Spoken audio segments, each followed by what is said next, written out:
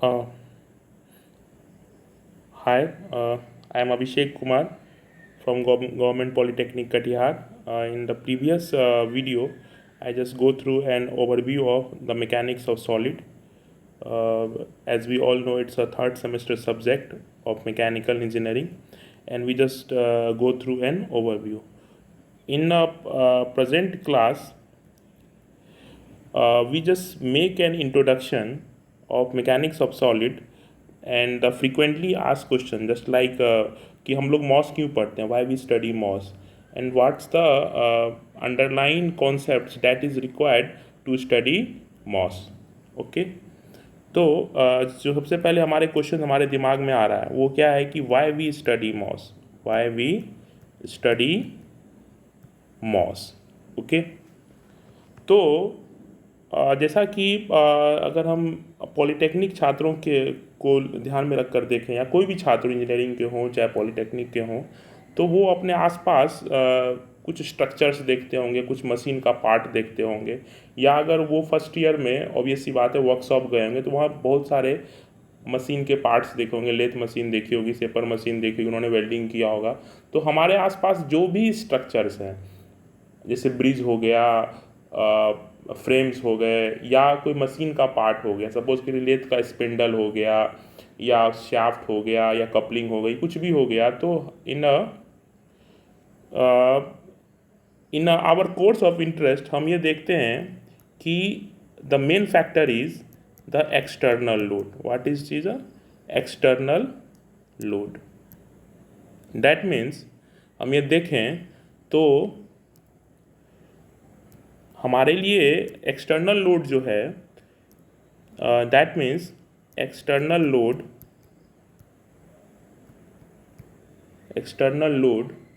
acting on individual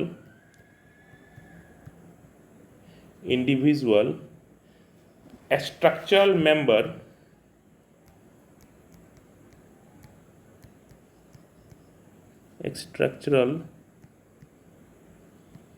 member or machine element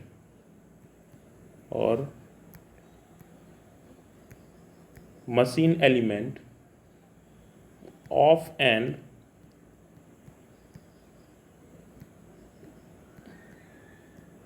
engineering design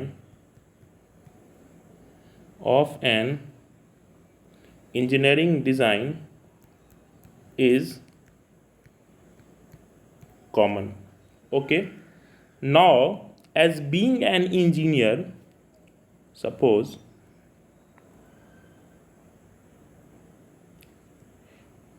being an engineer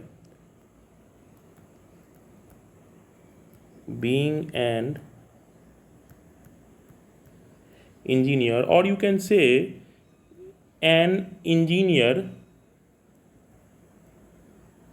always wants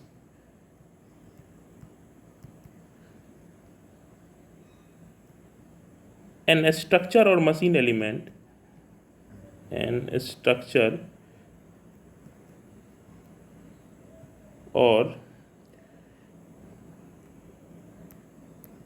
machine element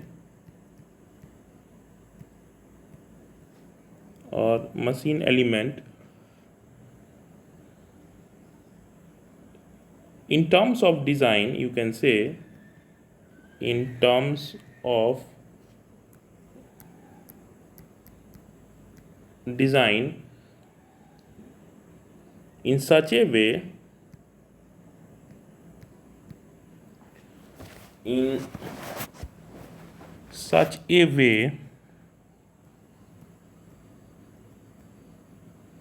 that it is safe,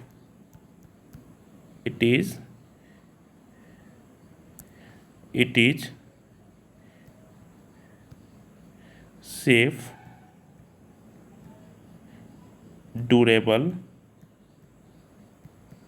and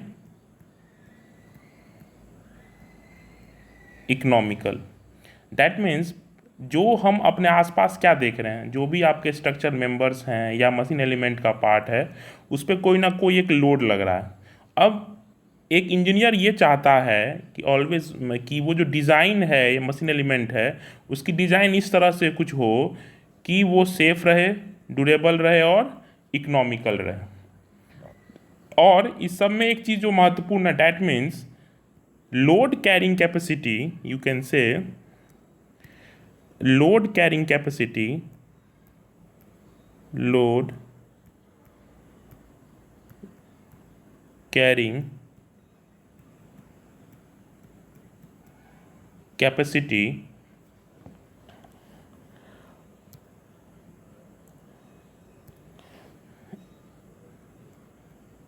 is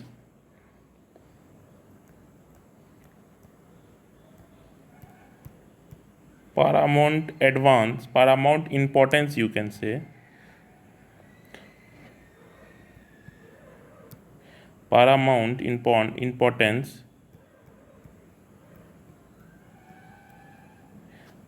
importance for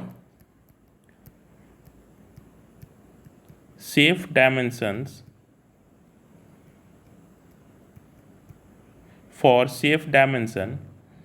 for safe dimension, you can say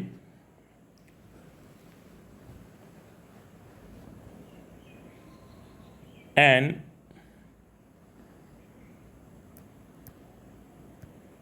within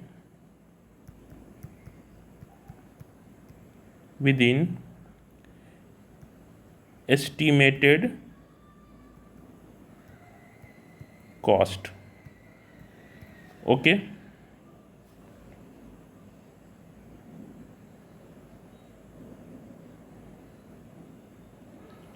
okay, that means अभी जो हमने देखा कि हम अपने आसपास जो भी स्ट्रक्चरल मेंबर्स देखते हैं या मशीन एलिमेंट का पार्ट देखते हैं वो क्या हो रहा है कि लोड से सब्जेक्टेड हो रहा है।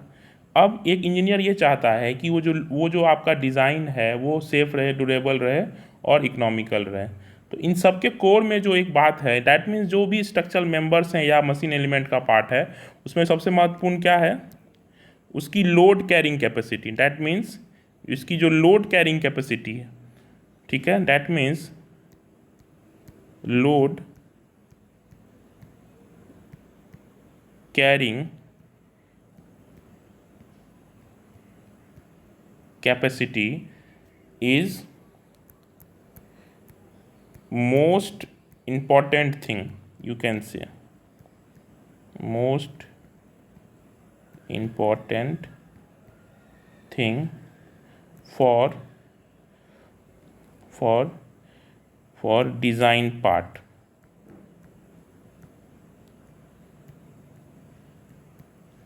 ओके, ठीक है। तो अभी तक हमने 3 बातें समझी है कि हम अपने आसपास जो भी चीज़ें देखते हैं, जो भी डिज़ाइन एलिमेंट है, तो उनमें लोड कैरिंग कैपेसिटी जो है सबसे इम्पॉर्टेंट चीज़ है। अब इन सब के जो कोर में आता है, मतलब in order to, you can say in order to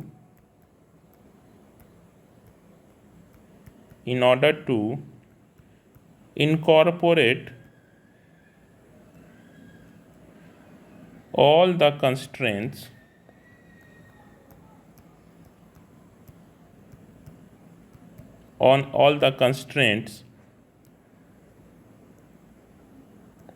in all constraints with respect to mechanical engineering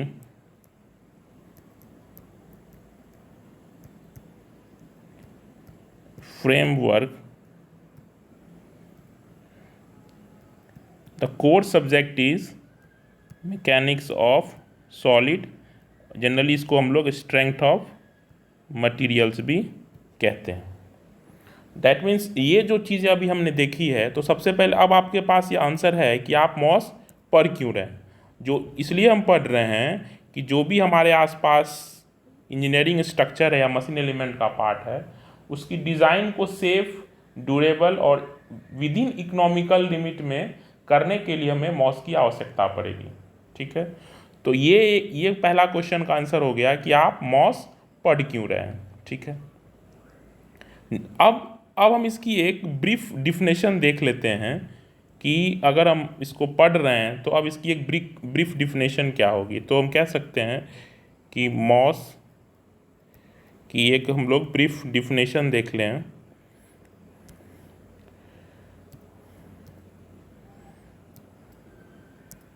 okay, you can से it is the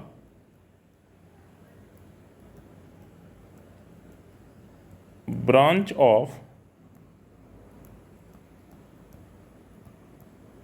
applied mechanics in which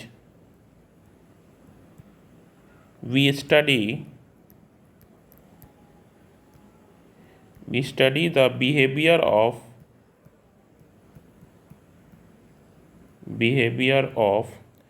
deformable body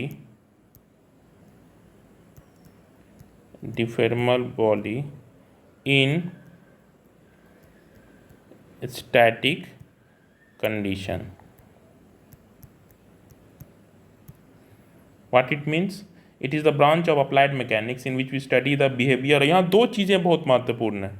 क्या महत्वपूर्ण है? इस डिफिनेशन को अगर हम देखें तो दो चीज़ें महत्वपूर्ण हैं, डिफॉर्मेबल बॉडी एंड दूसरा is and sorry second one is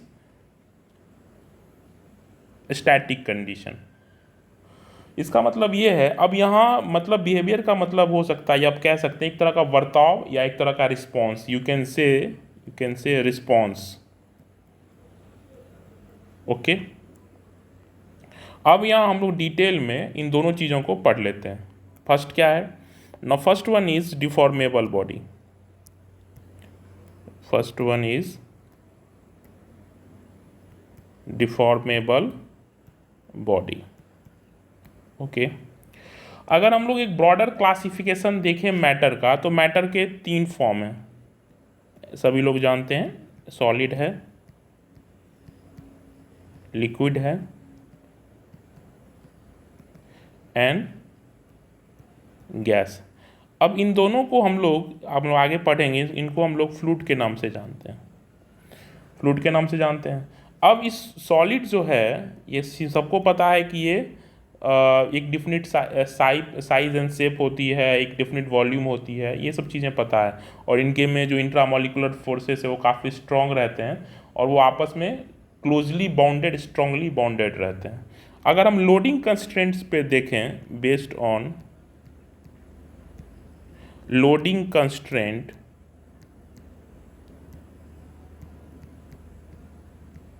तो दो तरह के हम सॉलिड को डिवाइड कर सकते हैं। पहला क्या है आपकी rigid body, first one is rigid body and second one is deformable body.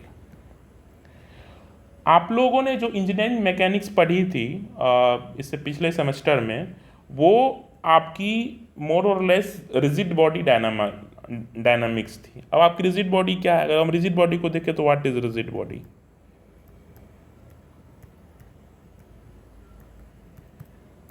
कह सकते हैं आप, that is it's a collection of particles, you can से, और सिस्टम ऑफ पार्टिकल्स, शॉर्ट में समझे हम लोग, system of particles in which separation between particles doesn't change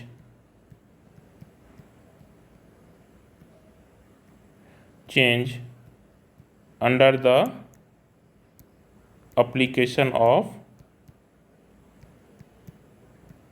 load. जब हम लोड की बात करें तो हम ब्रॉडर सेंस में कह सकते हैं, क्रूड सेंस में यू कैन से, मोटा माटी, कि एक लोड क्या है। अभी आप समझिए कि it's a force, load is actual में फोर्स, और इन सेंस यू कैन से मोमेंट। ठीक है, अप्लीकेशन ऑफ लोड, यहाँ लोड जब भी हम कह रहे हैं तो ये बिल्कुल अंडरस्टेटमेंट है कि ये हम लोग एक्सटर्नल लोड की बात कर रहे हैं, मतलब इंटरनल लोड या इंटरनल फोर्स की बात नहीं कर रहे हैं। मतलब आप रिजिड बॉडी क्या है, एक तरह की ऐसी बॉडी है जो जिसमें सेपरेशन ऑफ पार्टिकल चेंज नहीं हो रहा है, मतलब वो परफेक्टली क्लोजली बॉन्डेड है। इसको इस तरह से भी हम कह सकते हैं कि इसके शेप एंड साइज में कोई डिफरेंस नहीं आ रहा है। दैट मीन्स, और in other words you can से, or in other words, its shape and size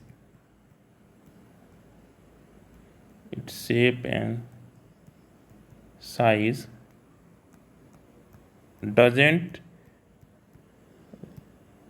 change or alter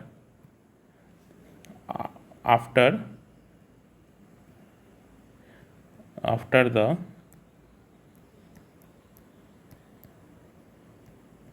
application of external load. Okay, अब यहाँ एक आपको डिस्क्लेमर समझना है कि इन यूनिवर्स, एक चीज़ आपको समझना है, in practice no body in universe is perfectly rigid.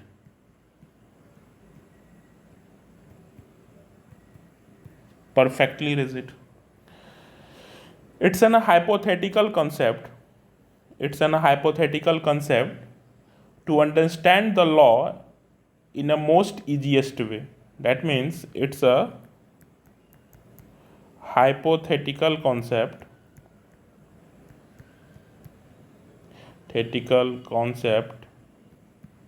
to understand the physical law,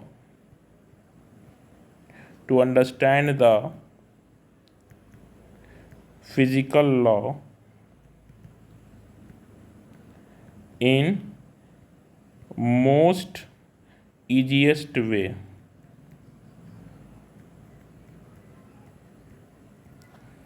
okay, तो हम अब इसको समझें बिल्कुल आसान भाषा में। तो रिजिड बॉडी क्या है कि एक तरह का ऐसा बॉडी है जिसके शेप और साइज में कोई परिवर्तन नहीं आ रहा है फोर्स के लगने के बाद।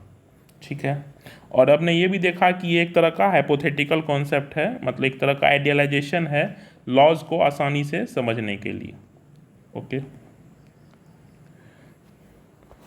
एंड द नेक्स्ट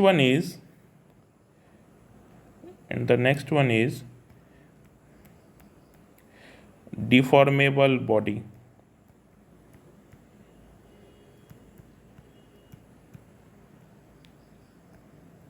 ये बहुत आसान हो गया जब हमने समझ लिया। तो the shape and size changes और distorted after the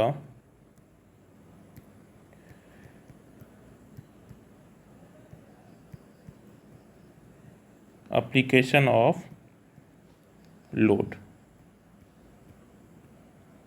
ओके, मतलब डिफॉर्मेबल बॉडी क्या है, नाम से ही दिख रहा है कि एक तरह की ऐसी बॉडी है जिसके शेप और साइज में लोड लगने के बाद परिवर्तन हो रहा है। ठीक है, अब आपको पता है कि जो भी बॉडी यूनिवर्स में है, in practice more or less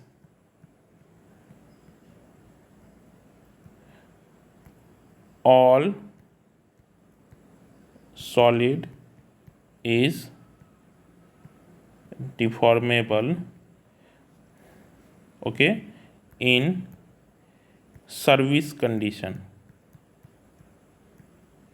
service condition का मतलब क्या हुआ, जब उसकी कोई सर्विस हमसे ली जा रही है, मतलब उस पर लोड लगाया जा रहा है। ठीक है, दो बातें हमने समझ ली। इसका मतलब ये है कि हम मॉस में किस तरह के बॉडी के बिहेवियर की बात करेंगे, तो हम किसकी बात करेंगे, डिफॉर्मेबल बॉडी की। अब यहाँ जो नेक्स्ट चीज़ें आई थी उसके डिफिनेशन में, अगर आपको याद होगा,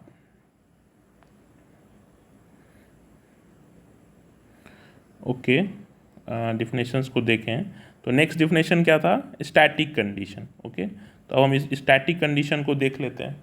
स्टैटिक कंडीशन क्या है?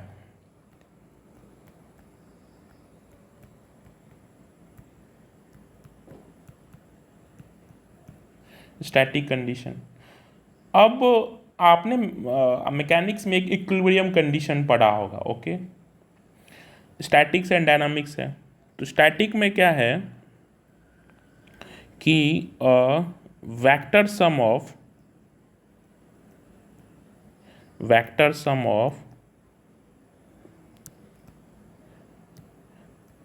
all the forces and moments in a chosen reference frame। Reference frame बहुत ज़रूरी है कि किस रेफरेंस फ्रेम में आप फोर्स की reference frame is 0, sorry there is a statement here, if is 0 then it is termed as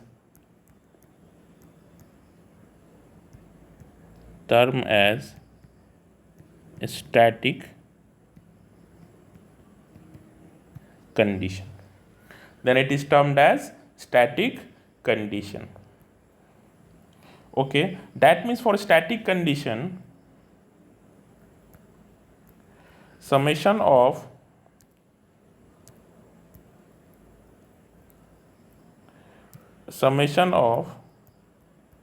vector sum of all forces is 0 and moment is 0।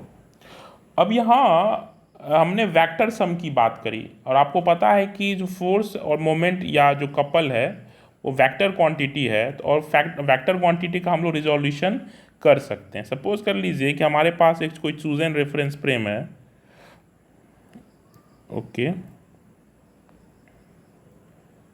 suppose this is y in a conventional reference frame, this is x and this is z। Okay, और ये reference frame है। अब कोई एक rigid body है, sorry deformable कह लीजिए, अभी उसके बारे में बात नहीं कर रहे हैं हम। अब इस पर जो भी फोर्स लग रहे हैं, ओके, तो for static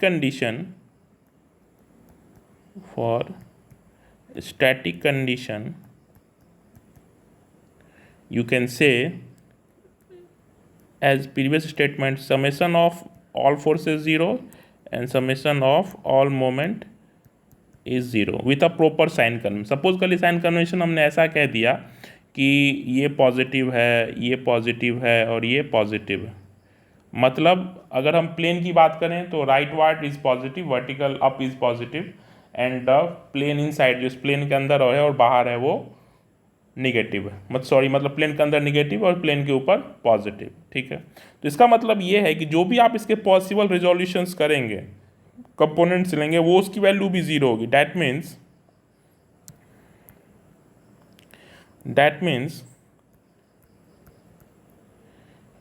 fx is 0, fy is 0 and fz is 0। All दो ये समेशंस हैं, कोई फोर्सेस की समेशंस की बात करेंगे तो x में भी 0 होगा, y में भी 0 होगा और z में भी 0 होगा। सिमिलरली अगर मोमेंट्स है, अगर हम मोमेंट्स भी देखें तो मोमेंट्स को भी हम लोग ऐसे देख सकते हैं, summation of all the moments x0, summation of all the moments y0 and summation of all the moments z0। अगर इसमें से कोई भी एक वैल्यू नन जीरो आ गई तो वो जो आपकी बॉडी है, डिफॉर्मेबल हो चाहे रिजिड हो, वो स्टैटिक कंडीशन में नहीं होगी। तो अगर हम मॉस को देखें तो ये क्या है, study of behaviour of deformable body in a static condition. Okay, अब डायनामिक कंडीशन की बात करें जो यहाँ महत्वपूर्ण नहीं, लेकिन आप समझ लीजिए कि उसमें समेशन ऑफ ऑल फोर्सेस, यहाँ हम वेक्टर सम की बात कर रहे हैं, अंडरस्टूड स्टेटमेंट है, क्योंकि फोर्स और मोमेंट एक वेक्टर क्वांटिटी है तो उसमें वो 0 नहीं होगा। ठीक है, तो ये मॉस की एक बेसिक सी डिफिनेशन हो गई। अब हम लोग इसी में दो चीज़ें देखेंगे। कुछ हम लोग फोर्स देख लेते हैं, टाइप ऑफ लोड जो आपके सिलेबस में जो फर्स्ट चीज़ है इसमें इंट्रोडक्शन के बाद, वो है आपकी टाइप ऑफ लोड। तो सबसे पहले हेडिंग दे देते हैं हम type of load. Heading is type of load. Load को अगर हम देखें तो load is actually is force. Okay, that means force acting at a point is load. But ये डिफिनेशन इसलिए सही नहीं है पूरी तरीके से क्योंकि पॉइंट के बदले वो सम लेंथ पे भी फोर्स एक्ट कर सकता है, वो भी हम देखेंगे।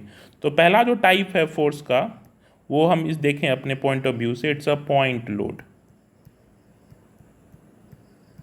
एंड नाम से लग रहा है acting at a point, acting at A point. And the second one is distributed load.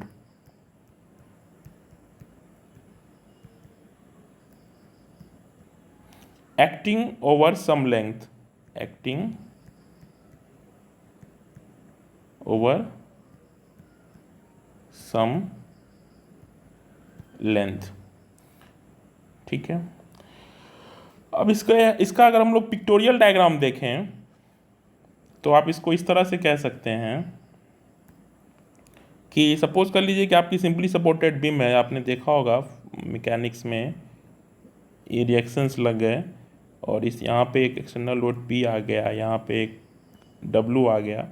तो आप इसको देख सकते हैं कि जो भी लोड लग रहा है वो पॉइंट लोड, पॉइंट पे एक्टिंग हो रहा है। अब यहाँ ध्यान देने वाली बात है कि ये पॉइंट लोड है। Point load is also termed as concentrated load, concentrated load। Okay, that means acting at a point. इसको आप लोग RY1 बोल सकते हैं, ये रिएक्शन से RY2। ठीक है, तो ये पॉइंट लोड है। अगर इसको हम लोग और अच्छे से देखें तो ये सर्टेन पॉइंट पे एक्ट हो रहा है। ठीक है, अब जो नेक्स्ट वन था वो था हमारा distributed load. Next one is distributed load. Okay, अब चूंकि ये नाम से लग रहा है कि डिस्ट्रीब्यूट हो रहा है तो that means acting over a some length. अब इसके दो टाइप हम लोग पढ़ेंगे, आप लोग जानते ही होंगे। जैसे इसको समझें कि UDL, uniformly distributed load, and second one is UVL। UVL that means uniformly distributed load, uniformly distributed load, and the second one is uniformly varying load, uniformly varying load। अब जो यूनिफॉर्मली डिस्ट्रीब्यूटेड लोड है उसमें जो intensity of loading है, इसको अगर हम diagram में समझें तो आपको समझ में आ जाएगा। सपोज कर लीजिए कि हमारे पास एक सिंपली सपोर्टेड बीम है, सिंपली सपोर्टेड बीम, यहाँ आपकी हिंज है और यहाँ इसकी आपकी रोलर सपोर्ट है। सपोज कर लीजिए हम सिंपली सपोर्टेड है, तो लिक्विड किस पार्ट पे इस तरह से हमने लोड लगा दिया, दिस इज इंटेंसिटी। सपोज कर लीजिए कि ये लेंथ जो है ये वो A है और इसकी जो इंटेंसिटी है W न्यूटन पर मीटर है। तो अगर हम लोग देखें ये UDL है, यूनिफॉर्मली डिस्ट्रीब्यूटेड। यहाँ आप देख सकते हैं it's a UDL, that means uniformly distributed. मतलब that means intensity of loading, intensity of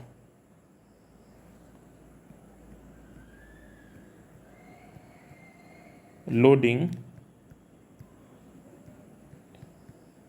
is constant. ठीक है, ओवर द लेंथ। अब UVL में क्या होगा, सपोज के लिए सेम, या इसको आप कैंटिलीवर में देख लीजिए। अगर आपको कुछ डाउट है UDL को तो इस तरह से हो सकता है, या तो पूरे लेंथ पे हो या कुछ पार्ट पे हो। पूरे लेंथ पे भी हो सकता है। यहाँ भी देखिए, अगर मान लीजिए कि Pu न्यूटन पर मीटर है, इसकी लेंथ L है, तो ये हर पार्ट पे इसकी इंटेंसिटी सेम है। The next one is UVL. The second one is UVL. UVL में क्या है? Uniformly varying load. ओके, नाम से लग रहा है. नाम क्या है इसका? Uniformly varying load. Uniformly varying load. इसको इस तरह से देखिए, मान लीजिए सिंपली सपोर्टेड है आपका बीम, ये हिंज है और ये आपकी रोलर सपोर्ट है. तो कुछ इस तरह से है, किसी पार्ट पे इस तरह से इसने ये लग गया. तो यहाँ देखिए यूनिफॉर्मली वेरिंग है, वेरी कर रहा है लेकिन यूनिफॉर्मली वेरिंग कर रहा है. यहाँ जिसकी मैक्सिमम इंटेंसिटी सपोज कर लीजिए इस लेंथ पे W न्यूटन पर मीटर है, तो ये 0 से लेके W तक जा रहा है. एक तरह का इसको ट्रायंगल लोडिंग भी कहते हैं इसको. तो ये इसकी लेंथ मान लीजिए कि L मीटर है इस पार्ट में. तो इस तरह से हमने देखा जो लोड है हमारा अभी के लिए, पॉइंट लोड जिसको हम लोग कंसंट्रेटेड लोड भी कह सकते हैं, दूसरा डिस्ट्रीब्यूटेड लोड जो acting over some distributed length. अब 2-3 चीज़ें हमें समझनी पड़ेगी. बेसिक एजम्पशंस यहाँ हैं, ये चीज़ें इक्विलिब्रियम को रिगार्डिंग समझने के लिए. बेसिक एजम्पशंस,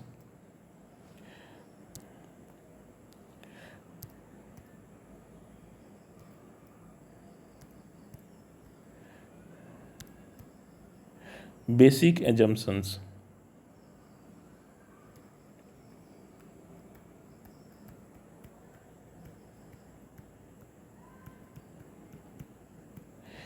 बेसिक एजम्पशंस क्या होंगे मॉस को पढ़ने के लिए? पहला क्या है?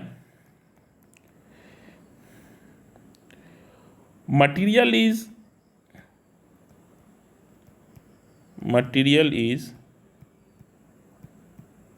Homogeneous and isotropic. क्या मतलब हुआ इसका? That means all the material property.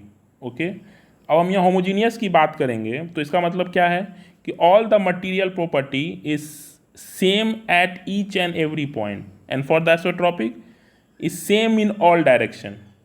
That means properties have same value at each and every point. And इसमें क्या होगा? Properties is same in all the direction.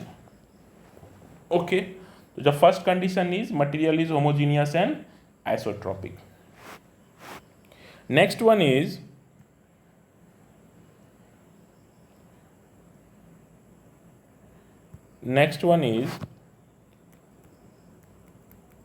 material is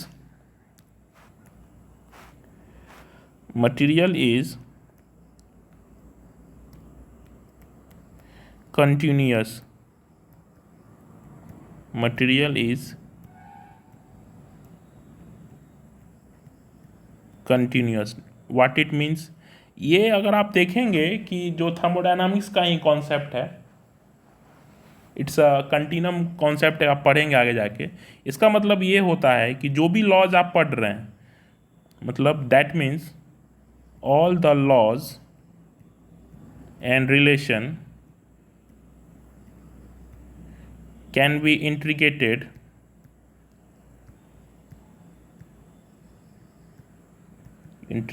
and differentiated.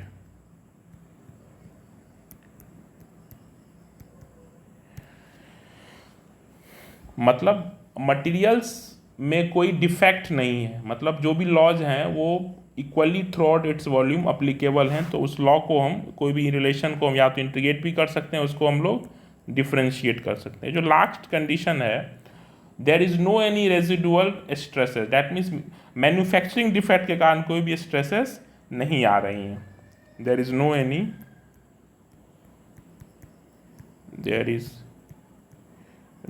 Any residual और residual stresses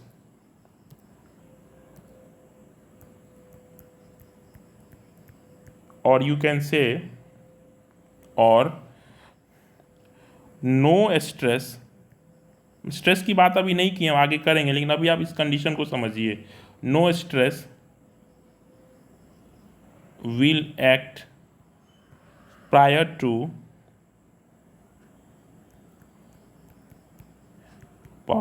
to external loading. Okay, तो हमने तीन condition देखा। पहला क्या है कि आपकी जो मटेरियल है वो होमोजीनियस है, that means properties her direction her point पे सेम है, और आइसोट्रॉपिक में हर डायरेक्शन में सेम है। नेक्स्ट इज कंटिन्यूस है, इसका मतलब जो भी आप लॉज या रिलेशन ऑब्टेन करेंगे या कोई भी आपकी कंस्टिट्यूटिव रिलेशन है, आगे हम लोग देखेंगे, तो वो through out its volume applicable है। दैट मीन्स उसको हम इंटीग्रेट कर सकते हैं, उसको हम लोग डिफ्रेंशिएट कर सकते हैं। तीसरा क्या है, कोई भी डिफेक्ट है मटेरियल, उसको हम लोग यहाँ इग्नोर कर रहे हैं, that means we ignored all the residual stresses in the process of manufacturing. That means का मतलब एक ये भी है कि लोड लगने से पहले उसमें किसी तरह का कोई स्ट्रेस नहीं है। तो आज हमने देखा कि जो इंट्रोडक्शन है मॉस की, दो चीज़ें हमने समझी कि ये मॉस हम क्यों पढ़ रहे हैं, उसका हमने एक क्लियर कट सॉल्यूशन बताया, और दूसरा इंट्रोडक्शन हमने बताया कि मॉस का एक ओवरव्यू डिफिनेशंस क्या हो सकता है, और उसके रिलेटेड जो भी टर्म्स है उसको अच्छे से हमने इलेबोरेट किया। एंड द थर्ड वन, थोड़ा ब्रीफ में हमने फोर्स के टाइप देखे और कुछ एजम्पशंस देखे मॉस को पढ़ने के लिए। Hope you like my video and thanks for viewing. Thank you.